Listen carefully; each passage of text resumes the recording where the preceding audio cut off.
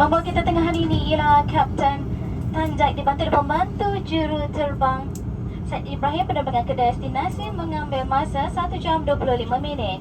Pastikan peralatan elektronik alih anda telah diaktifkan ke mod penerbangan. Peralatan elektronik yang bersaiz besar hendaklah disimpan di ruang penyimpanan di atas sebelum berlepas. Rokok dilarang dalam penerbangan ini termasuk rokok elektronik. Pengisian rokok elektronik juga tidak dibenarkan dan bateri rokok elektronik mesti diasingkan serta disimpan dengan selamat.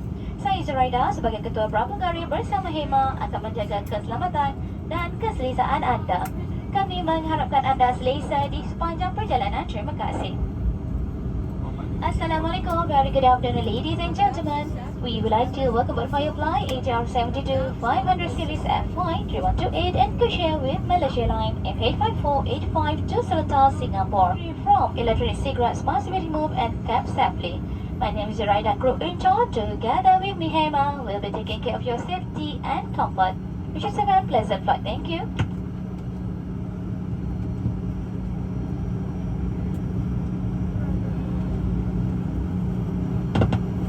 Ladies and gentlemen, we will now demonstrate the use of safety equipment carried on this aircraft.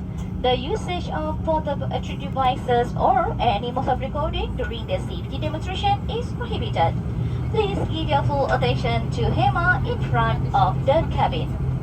This is your seatbelt to fasten insert button link into the buckle and tighten the belt by pulling on the buckle strap to unfasten the metal flap.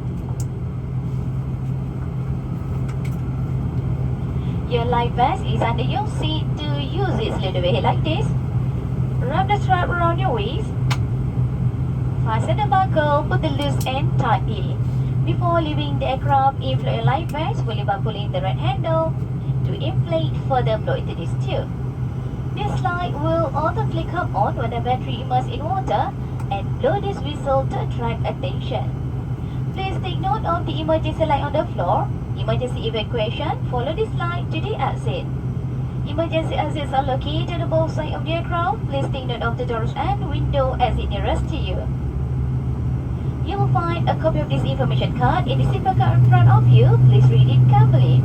If an emergency evacuation becomes necessary, leave all your personal belongings behind and proceed to the exit nearest to you.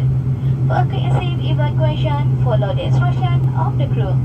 In preparation for takeoff, please ensure seatbelt securely fastened, sit in upright position, table is stowed, and large electric devices are stowed and secure. For safety reasons, if your personal devices have dropped into the seat structure, immediately call the crew for assistance and do not attempt to retrieve the devices while adjusting your seat. Thank you for your attention. Tuan-tuan dan puan, sekiranya anda memerlukan maklumat lanjut tentang kalimat keselamatan, sila rujuk risalah keselamatan yang terletak di dalam saku tempat duduk di hadapan anda.